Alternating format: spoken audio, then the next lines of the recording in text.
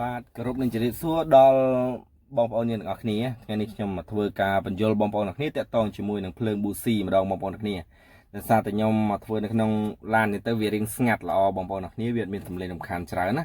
ឥឡូវនេះតិចទៀតយើងនឹងចូលទៅសិក្សាជាមួយភ្លើងប៊ូស៊ីហើយនឹងទៅម៉ូតូផ្ទាល់តែម្ដងបាទអូខេអរគុណឥឡូវនេះយើងចាប់ដើមទៅបាទអញ្ចឹងគឺថ្ងៃនេះគឺយើងនឹងមកសិក្សាអំពីភ្លើងប៊ូស៊ីតើប៊ូស៊ីរបស់យើងបងប្អូនអ្នកនាងគឺវាបានភ្លើងមកពីណាហើយប្រព័ន្ធបង្កើតភ្លើងប៊ូស៊ីអីគឺបែបណាអញ្ចឹងយើងនឹងធ្វើការសិក្សាទាំងអស់គ្នាបាទនិយាយរួមទៅដើមកណាត់ភ្លើងប៊ូស៊ីអានេះមួយទៀតបងប្អូនអ្នកនាងគឺខ្ញុំនិយាយតាក់ទងជាមួយនឹងប្រភេទម៉ូតូអូតូបងប្អូនអ្នកនាងគឺជាប្រភេទ D ស្ងាត់អញ្ចឹង D ស្ងាត់ឧទាហរណ៍ដូចជាប្រភេទ Zoomer Click អីអញ្ចឹងដែលប្រើផ្នែក D CKP អញ្ចឹងទៅនេះផ្នែក D បងប្អូនអ្នកនាងចឹង D ស្ងាត់គឺអត់ប្រើដុំ D គឺប្រើផ្នែក D ដើម្បី D បច្ចេកម្ដងនិយាយរួមទៅវាតាក់ទងជាមួយនឹងដុំភ្លើងតាក់ទងជាមួយនឹងវឡង់ដែលវាមានតង់របស់វាឥឡូវនេះខ្ញុំនិយាយអំពីដើមកំណើតភ្លើងបូស៊ីតាក់ទងជាមួយនឹងប្រភេទម៉ូតូអូតូ D ស្ងាត់ណាអញ្ចឹងដើមកំណើតវាដំបូងមកគឺវាបានភ្លើងកំណើតភ្លើងមកវាហ្នឹងបងប្អូនគ្នាគឺចេញពីវឡង់ដុំភ្លើងរបស់យើងហើយយើងមានវឡង់មួយវាក្របទៅលើដុំភ្លើងរបស់យើងវាមានតង់មកវាមួយដែរដើម្បីធ្វើឲ្យការដេបច្ចេកនេះតង់នេះគឺជាការធ្វើដេបច្ចេកជិះរួមទៅអានេះខ្ញុំនិយាយត្រួសឯងអំពីប្រព័ន្ធភ្លើងដើមកណាត់នៃភ្លើងប៊ូស៊ីអញ្ចឹងទៅភ្លើងហ្នឹងគឺចេញពីវឡង់ដុំភ្លើងរបស់យើងបងប្អូនគ្នានៅពេលដុំភ្លើងរបស់យើងវឡង់វាវិលជុំវិញដុំភ្លើងវាបង្កើតបានជាតង់ភ្លើងនេះត្រង់ចំណុចនេះសំខាន់បងប្អូនគ្នាវាមាន1 2 3 4បកគោរបស់វាចាប់ភ្លើងបកគោចាប់ភ្លើងហ្នឹងនេះ CKP នេះបកគោនេះ CKP ហ្នឹងវានៅចាប់ជាមួយនឹងដុំភ្លើងបងប្អូនគ្នាវាចាប់អោបមួយដុំភ្លើងណានៅពេលដែលតង់វាត្រូវមកវាវិលចេញមកវាបានបង្កើតចេញជាសញ្ញាភ្លើងជាប្រភេទភ្លើង DC បងប្អូនអ្នកគ្នាអញ្ចឹងទៅភ្លើង DC នេះវាមានចាប់ពី10 V.0.2 ទៅ10 V.5 អញ្ចឹងបងប្អូនអ្នកគ្នាជាប្រភេទ DC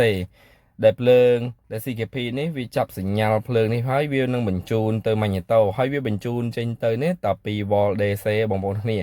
យាយរួមទៅចេញពីវឡង់ដុំភ្លើងនេះចូលមក CKP បញ្ជូនចូលទៅម៉ាញ៉េតូមកជាសញ្ញា DC នេះមកបងប្អូនគ្នានេះគឺម៉ាញ៉េតូតិចទៀតខ្ញុំនឹងប្រាប់បងប្អូនគ្នាតើតើម៉ូតូដែរម៉ាញ៉េតូនៅពេលហ្នឹងចឹងទៅម៉ាញ៉េតូនឹងបញ្ចេញផ្ដល់ចេញសញ្ញាទៅវិញបងប្អូនគ្នានេះចេញទៅជាសញ្ញាបងប្អូនគ្នាចេញទៅជាសញ្ញានេះគឺវាចេញទៅចូលទៅប៊ូប៊ីនតួបងប្អូនគ្នាចូលទៅប៊ូប៊ីនតួបំលែងបងប្អូនគ្នាប៊ូប៊ីនតួនេះមានតួនាទីបំលែងភ្លើងឲ្យទៅជាវ៉ល AC វិញភ្លើងអញ្ចឹងរួមទៅពេលចេញជាសញ្ញានេះផ្ដល់ទៅកាន់ប៊ូប៊ីនតួបំលែងភ្លើងចេញជាវ៉ល AC ភ្លើង AC ភ្លើងឆក់បងប្អូនគ្នានិយាយរួមទៅភ្លើងដែលចេញទៅដំបូងគឺចេញជា DC បងប្អូនគ្នាដល់ពេលចេញជាសញ្ញាអញ្ចឹងទៅវាចេញជាសញ្ញាទៅតទៀតដល់ប៊ូប៊ីនតួបំលែងភ្លើងឲ្យភ្លើងហ្នឹងទៅជាភ្លើងឆក់វិញអញ្ចឹងភ្លើងឆក់ហ្នឹងកម្លាំងរបស់វាគឺ1500 V AC បងប្អូនគ្នាអញ្ចឹងទៅកម្លាំងរបស់វានេះគឺធ្វើឲ្យប៊ូស៊ីហ្នឹងបាញ់ចេញជាភ្លើងមកហើយបងប្អូនគ្នាអានេះគឺជាប៊ូប៊ីនតួហើយអានេះវិញគឺជា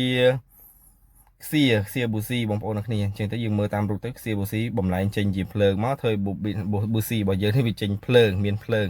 អាហ្នឹងតកតងជាមួយនឹងដើមកណ្ដាលនៃភ្លើងប៊ូស៊ីអញ្ចឹងឧទាហរណ៍បើយើងជួសជុលបងប្អូនគ្នាម៉ូតូរបស់យើងមានបញ្ហាបាត់ភ្លើងប៊ូស៊ីហើយអញ្ចឹងយើងត្រូវគិតសាលឡើងវិញតើបាត់ភ្លើងប៊ូស៊ីមានមូលហេតុអ្វីបានបាត់ភ្លើងប៊ូស៊ីយើងធ្វើការវាស់វែងបងប្អូនគ្នាទី1គឺយើងមើលទៅលើខ្សៀពេលខ្លះបងប្អូនគ្នាខ្សៀរបស់យើងវាឡើងស្នឹមអត់ដិតអញ្ចឹងទៅក៏វាអត់ចម្លងភ្លើងទៅប៊ូស៊ីដែរហើយមួយទៀតអត់មានភ្លើងប៊ូស៊ីពេលខ្លះប៊ូស៊ីវាខូចបងប្អូនគ្នាប៊ូស៊ីងាប់ប៊ូស៊ីខូចអញ្ចឹងទៅក៏វាអត់មានភ្លើងប៊ូស៊ីដែរអាហ្នឹងចំណុចនៃការជួសជុលដល់យើងឆែកមើលទៅលើខ្សៀអត់មានបញ្ហាទេយើងឆែកមើលទៅលើប៊ូប៊ីនម្ដងពេលខ្លះប៊ូប៊ីនក៏ខូចដែរបងប្អូនគ្នាប៊ូប៊ីនខូចក៏អត់មានភ្លើងបញ្ជូនដល់ប៊ូស៊ីដែរចឹងទៅយើងឆែកមើលដើរដេញទៅតាមដំណើររបស់វាមានខ្សែរបស់វាមកត្រឹមត្រូវបងប្អូនគ្នាហើយយើងឆែកមើលរហូតទៅដល់ម៉ាញ៉េតូតើសញ្ញានេះបានបញ្ជូនមកដល់ម៉ាញ៉េតូអត់បើសញ្ញានេះអត់បានបញ្ជូនមកដល់ម៉ាញ៉េតូទេអាចថាវាមានបញ្ហារដារដប់ជាមួយនឹង CKP ផ្នែក D បងប្អូនគ្នា CKP នេះខ្ញុំlạiឯងជួបម៉ូតូអូតូភាគច្រើនខូចវាដែរផ្នែក D ដែលវាមានជើងបង្គោលសេមាវា4បងប្អូនគ្នាវាចាប់ជាមួយនឹងដុំភ្លើងអាហ្នឹងlạiឯងខូចដែរបងប្អូនអញ្ចឹងហើយទើបយើងរៀនឲ្យស្គាល់អំពីដើមកណ្ដាលនៃភ្លើងប៊ូស៊ីទៅវាងាយស្រួលក្នុងការជួសជុលម៉ូតូអូតូគ្រាន់តែថាម៉ូតូយើងបាត់ភ្លើងប៊ូស៊ីភ្លាមយើងអាចដឹងហើយបើយើងឆែកមើលប៊ូស៊ីអត់ខូចទេឆែកមើលខ្សៀអត់ខូចទេឆែកមើលប៊ូប៊ីនអត់ខូចទេគឺវាអាចឈានទៅដល់មានបញ្ហាទៅលើផ្នែក D ឬក៏មានបញ្ហាពេលខ្លះមានបញ្ហាលើដុំភ្លើងក៏ថាបានបងប្អូនគ្នាឬក៏វឡង់អាចមានបញ្ហាដែរ ជារួមទៅនេះហើយគឺជារូបមន្តដែលយើងត្រូវតែសិក្សាឲ្យបានច្បាស់ងាយស្រួលនៅក្នុងការជួសជុលបងប្អូនអ្នកគ្នានៅពេលដែលយើងសិក្សាបានច្បាស់យល់ដឹងបានច្បាស់ហើយការជួសជុលរបស់យើងគឺវាលឿនទៅតាមនឹងដែរបងប្អូនអ្នកគ្នាយើងមិនចេះតែថាអត់ដឹងចាប់ពីចំណុចណាទៅចំណុចណាទេនៅពេលដែលយើងស្គាល់រូបមន្តវាច្បាស់ថាប៊ូស៊ីវាមានភ្លើងមកពីណាការជួសជុលរបស់យើងគឺវាល្អទៅតាមនឹងវាលឿនទៅតាមនឹងដែរចឹងហើយតិចយើងចូលទៅមើលម៉ូតូមួយផ្លែទៅខ្ញុំនឹងប្រាប់បងប្អូនអ្នកគ្នានៅលើតួម៉ូតូបណ្ដោយបានអរគុណច្រើនបាទតិចយើងចូលទៅមើលម៉ូតូបានបាទអញ្ចឹងជាឧទាហរណ៍ខ្ញុំឧទាហរណ៍ជាមួយនឹងម៉ូតូ Zoomer X Series ថ្មីដោយសារតែ Zoomer X Series ថ្មីគឺជាប្រភេទ D ស្ងាត់បងប្អូនគ្នាប្រភេទ D ស្ងាត់គឺអត់ត្រូវការដុំ D នោះទេគឺវាប្រើវឡង់ដុំភ្លើងជាអ្នករុញច្រានភ្លើងដើម្បី D បញ្ឆេះជាមួយនឹងភ្នែក D ដែលគេហៅថាប្រភេទភ្លើង3ហ្វាបងប្អូនគ្នានេះរួមទៅនៅពេលដែលវឡង់ធ្វើចលនាគឺវាបញ្ជូនភ្លើងមកឲ្យម៉ាញ៉េតូឲ្យត្រង់ខ្ញុំនឹងបង្ហាញបងប្អូនគ្នា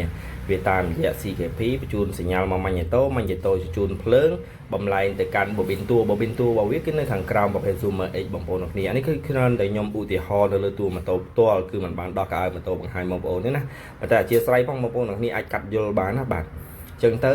វាមានចលនាបែបហ្នឹងហើយអញ្ចឹងទៅនៅពេលដែលប៊ូប៊ីនបញ្ជូនភ្លើងទៅឲ្យខ្សៀប៊ូស៊ីបញ្ជូនភ្លើងទៅដល់ប៊ូស៊ីគឺវានឹងមានភ្លើងបាញ់ចេញមកឲ្យធ្វើម៉ូតូរបស់យើងដេបឆេះអានេះគឺជាប្រភេទដេស្ងាត់ចលនាភ្លើងប៊ូស៊ីបងប្អូនគ្នាអញ្ចឹងហើយបើសិនជាមានឱកាសពេលណាខ្ញុំជួសជុលប្រភេទម៉ូតូអូតូឬក៏ប្រភេទម៉ូតូ Zoomer ឬក៏ Click អីផ្សេងអញ្ចឹងខ្ញុំនឹងដោះកៅអៅខ្ញុំនឹងធ្វើវីដេអូបញ្ជាក់ម្ដងទៀតគ្រាន់តែយើងចុចដេមកគឺវាធ្វើចលនាភ្លើងបែបហ្នឹងហើយអាហ្នឹងគឺប្រភេទភ្លើងប៊ូស៊ីអរគុណច្រើនបងប្អូនគ្នាដែលបានតាមដានតាំងពីដើមដល់ទីបញ្ចប់ហើយកុំភ្លេចជួយ like share និងជួយ subscribe សញ្ញាកណ្ដឹងនៅលើ channel YouTube ខ្ញុំបាទសងម៉ូតូ1បាយបាយជម្រាបលា